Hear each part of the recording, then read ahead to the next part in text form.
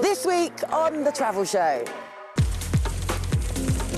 I'm in America's oldest national park as it celebrates its 150th birthday by welcoming back these magnificent animals. It never gets old. No, they're such gorgeous creatures, aren't they? They are. Carmen's in Hong Kong for a night on the tiles, joining some of the young people breathing life into a traditional game of tactics and chance. Oh my gosh, so many rules! And we head to Cambodia to meet the troupe of young performers who are bouncing back from a tough time during COVID. The children not only learn circus, theater, dance and music, but they learn also life and the soft skills.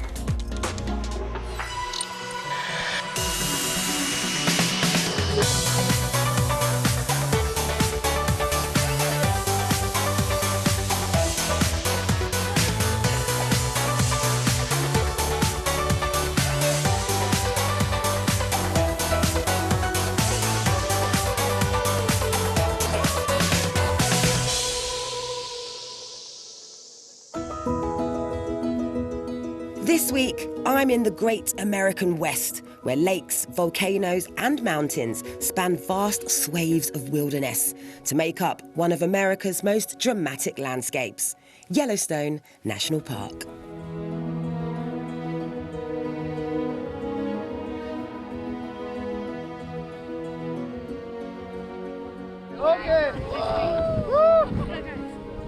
So this is Old Faithful, probably one of the world's most famous geysers. And there she goes.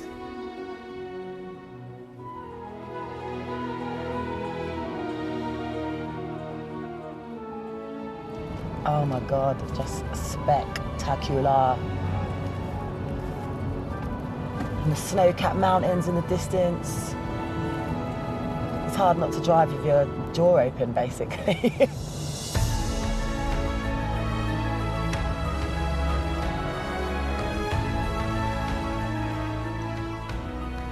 2022 is special for Yellowstone. It marks 150 years since it became one of the world's first national parks in 1872.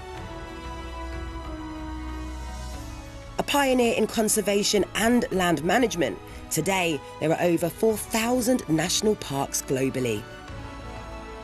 But despite its world-renowned status, Yellowstone has a complex history, one it's using this milestone anniversary to try and address.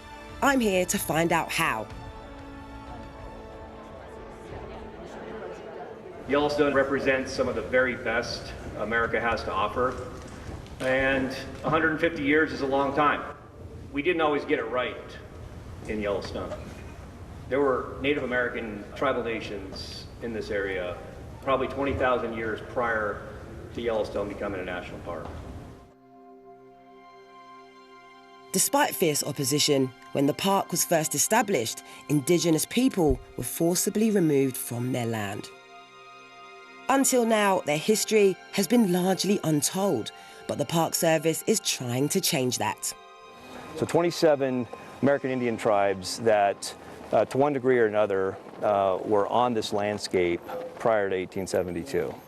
And even though we've done some really good things with tribes over the years, we felt that it was a point in time where we really needed to re-engage with tribal nations. Yeah. And for us to not only be able to tell the stories ourselves about American Indian history and culture, which is part of our mission, but also to get them in the park. Yeah. To get them engaged with visitors. And so we've got to...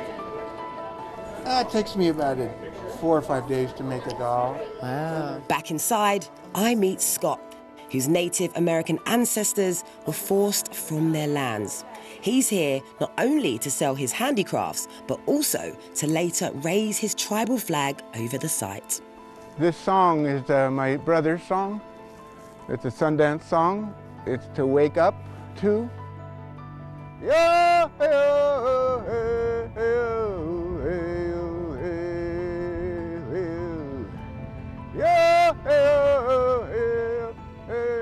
So raising the flag to me is, coming home and putting the flag in and reclaiming you know, what was to some taken away.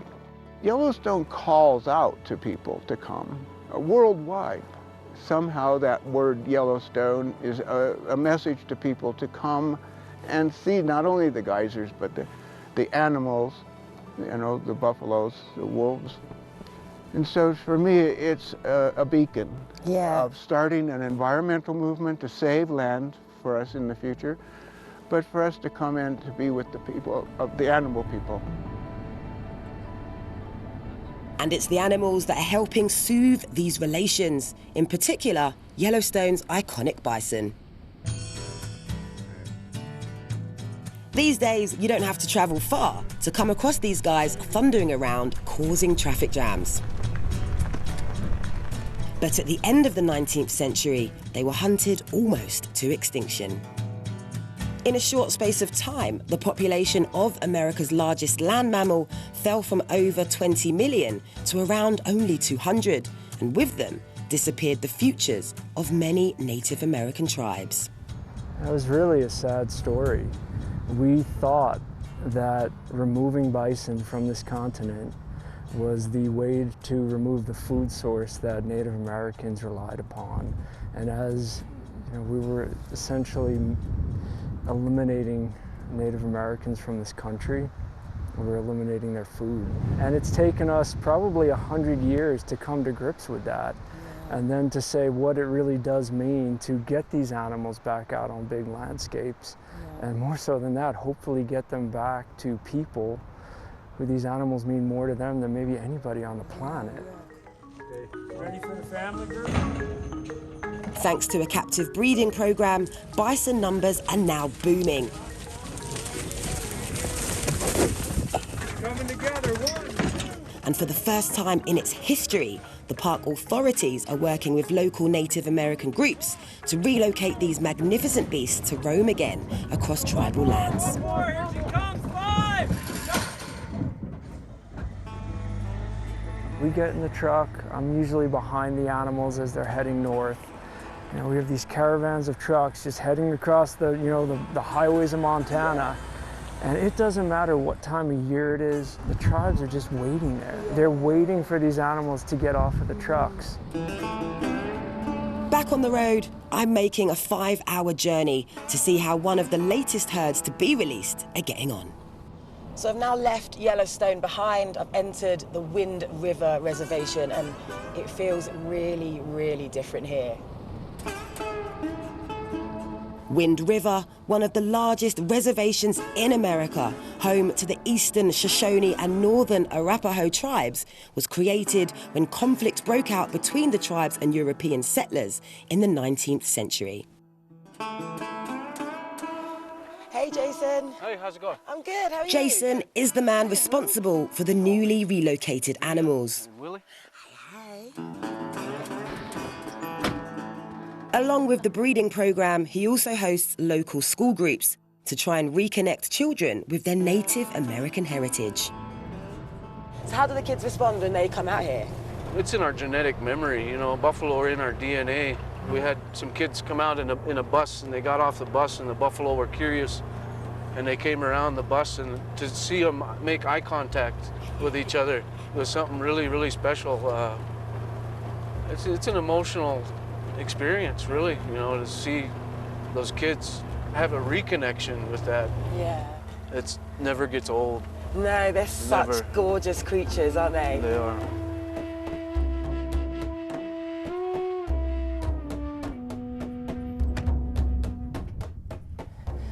So talk to me about the moment that the first buffalo hoof hit the land. It's taken me 15 years really to get the support. There's a bald eagle flying over us right here.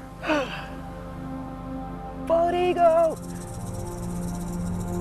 It was very impactful. You know, you could have never imagined just that one hoof print would have been so significant.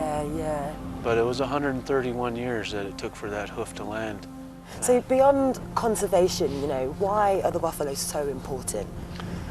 That piece of our life connection was severed when the buffalo was eliminated, nearly exterminated.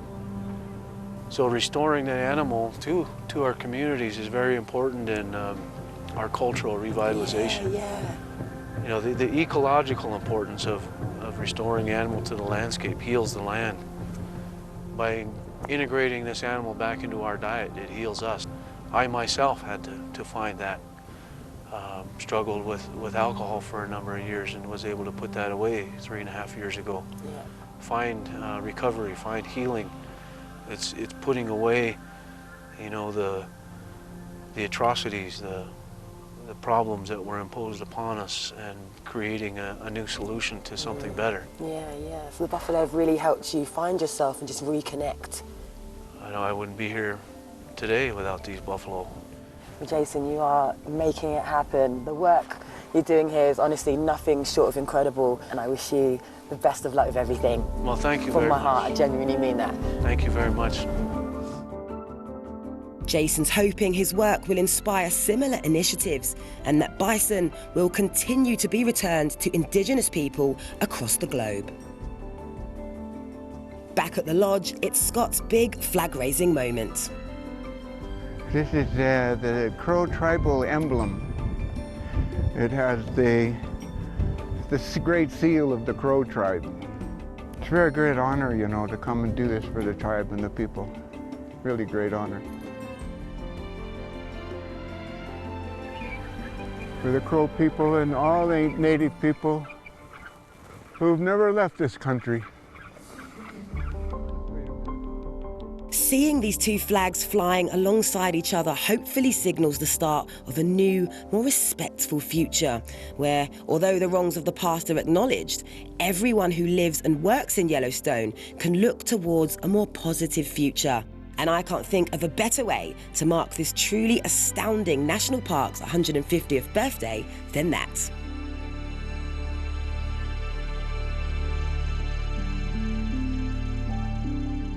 Still to come on The Travel Show.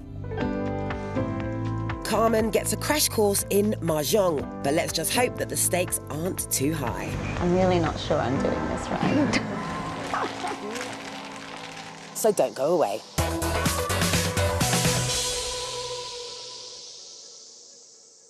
Well, from Yellowstone, we're now crossing to a very different part of the world. Cambodia in Southeast Asia is one of the well-established highlights on the Backpackers Trail. History, geography and spirituality are its selling points.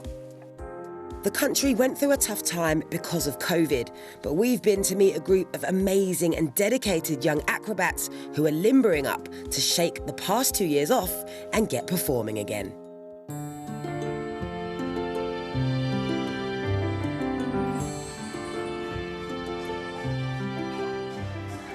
The performers at Fair Circus have spent up to 8 years training for this.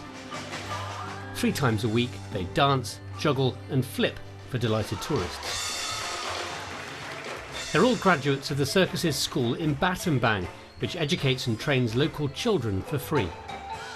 I created this school since 1998 because I saw that a lot of children cannot find a way. A lot of children around far we have 5 villages. That a lot of children in the street.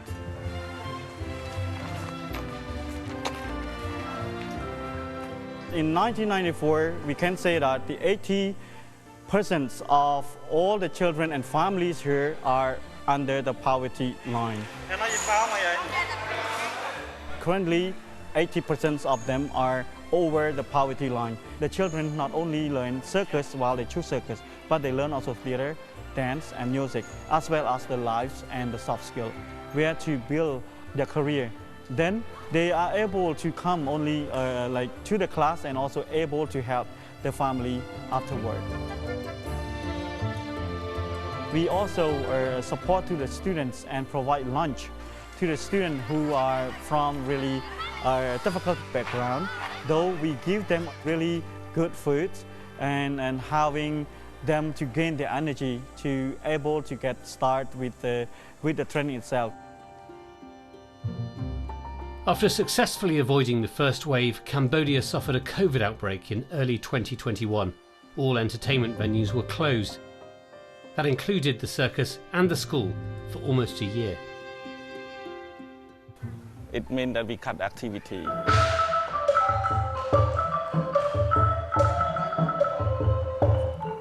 អារម្មណ៍ពេលហ្នឹងពិបាកដែរបងប៉ុន្តែដូចយើងដឹងស្រាប់ហើយយើងសិល្បករសៀកអញ្ចឹងយើងប្រើពេលហាត់យូរអញ្ចឹងដល់ពេលសាលាបិទមែនប៉ុន្តែខ្ញុំនៅតែឆ្លៀតធ្វើវាដើម្បីទ្រាំរហូតដល់កូវីដចប់សាលាបើកមកវិញការសម្ដែងបើកមកវិញអញ្ចឹងយើងនៅតែបន្តធ្វើវានៅផ្ទះទោះបីយើងអត់បានទៅហាត់នៅសាលា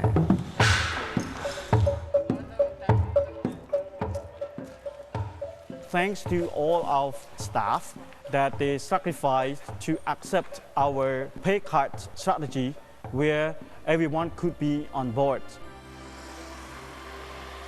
Cambodia is now reopened with some of the highest vaccination rates in the world. There are grounds for cautious optimism.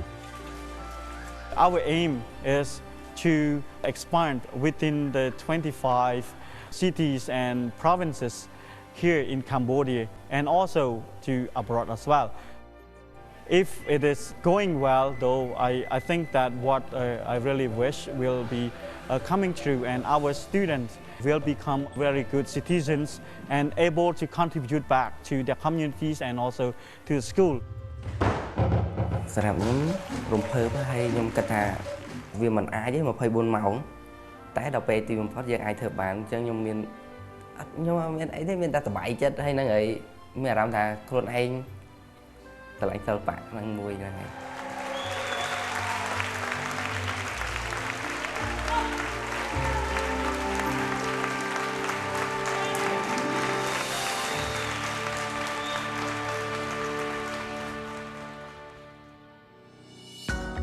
Well, to finish this week, we're staying in Asia but heading to Hong Kong, where the traditional Chinese game of mahjong has been played by generations of locals.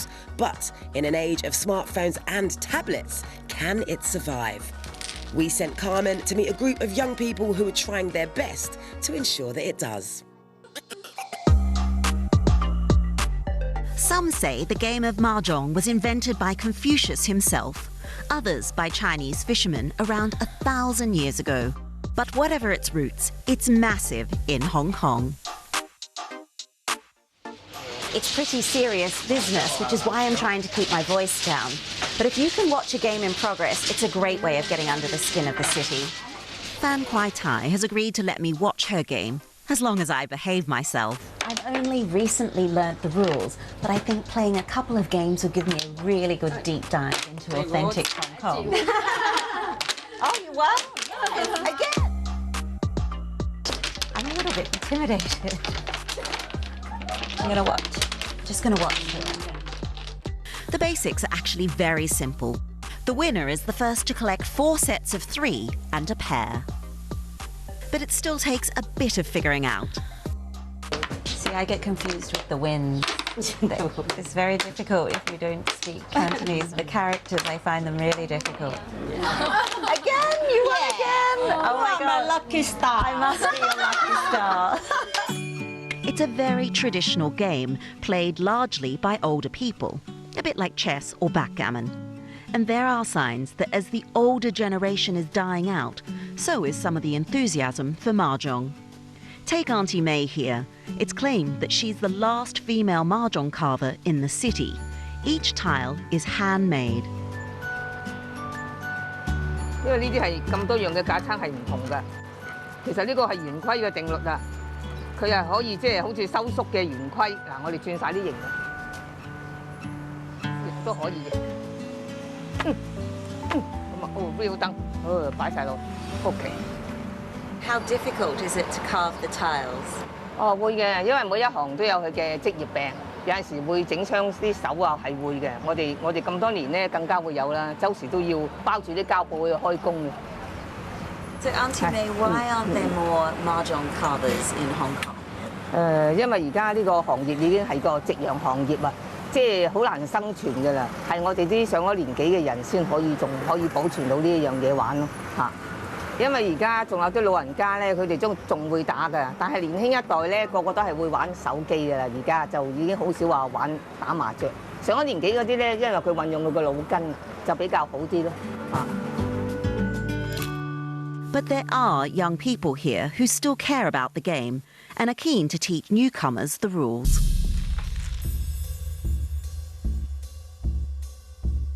Only take from your left for sequence.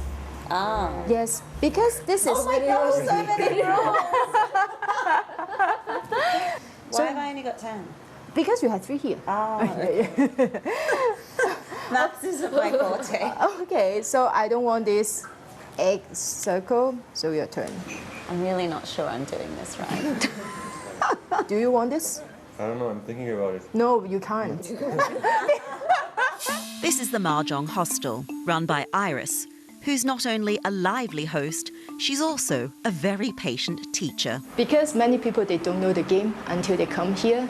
And I know many hostels, they do some board game nights or card game nights, but we like using Mahjong, yes, to play with the people. Because it's hard to learn at the beginning, but when you know how to play the game, it's fun. And you're addicted to, you want to play every night. Sometimes people, they play until very late. But you're the youngest person I've seen on this trip playing Mahjong. Why don't many young people get into it? People, they're more like playing video game or the phone. You know, everyone has the phone. They play the game, yes, on the phone. And in Hong Kong, we have a problem of lack of space. You need a set of the Mahjong table, get 4 people together and play. It's not easy for Hong Kong because everyone has only a very small house. So it's not the most accessible part of Hong Kong culture, especially for the casual tourist. The rules are complicated, and quite frankly, most parlours here are not that welcoming to newcomers. But there are places that will teach you, like this hostel. And surprisingly, I'm finding it really fun.